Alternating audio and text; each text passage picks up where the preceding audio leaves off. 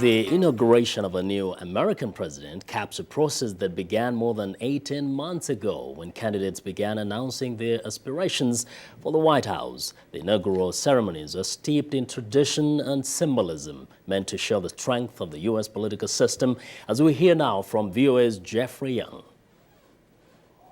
I, George Walker Bush. I, George Walker Bush. I, William Jefferson Clinton. I, George Herbert Walker Bush, do solemnly swear that I will faithfully execute the office of President of the United States and will, to the best of my ability, Preserve, protect, and defend the Constitution of the United States. So help me God. Congratulations. At noon on January 20, more than 2 months after the election, presidential power transfers from the outgoing occupant of the White House to the one who will be there for the next 4 years.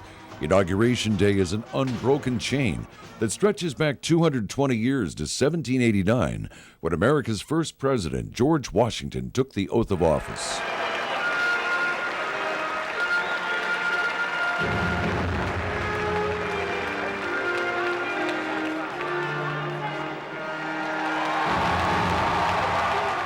The inauguration is an incredibly powerful symbolic moment for the American people because it is the time when one democratically elected president leaves office and another democratically elected president takes over office.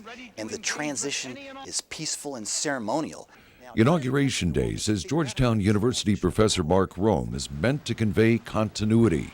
It starts in mid-morning when the president-elect comes to the White House to meet with the outgoing chief executive. Then the two ride together to the Capitol for the swearing-in.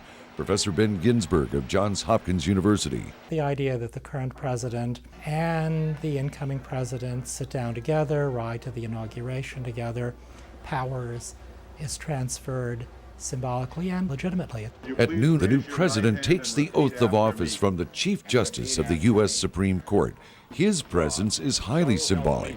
It's in effect saying that this new individual is exercising power, is consistent with the Constitution of the United States, the laws of the United States, the wisdom and hopes of the framers of our Constitution. Will you raise your right hand, Mr. President? Every president has taken the oath of office with his hand on a Christian Bible, but that custom, which dates back to George Washington, is not meant as a direct connection to Christianity, Professor Mark Rome.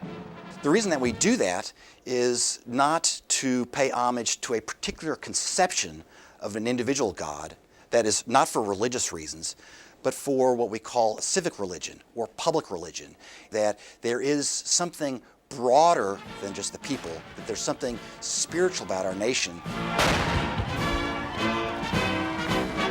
The new president, as head of state, is given a 21-gun salute. Then he gives his first official speech, the inaugural address.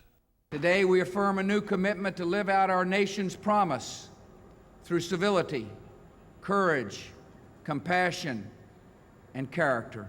The eyes of the world will be on him. The eyes of our country will be on him. See how he defines the vision for his presidency.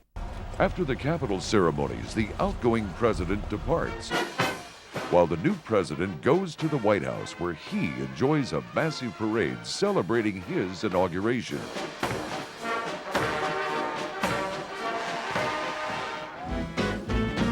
And then, that evening, there are balls and receptions where the revelry extends well into the night. Jeffrey Young, VOA News. For more information on these stories, go to voanews.com/TV to Africa.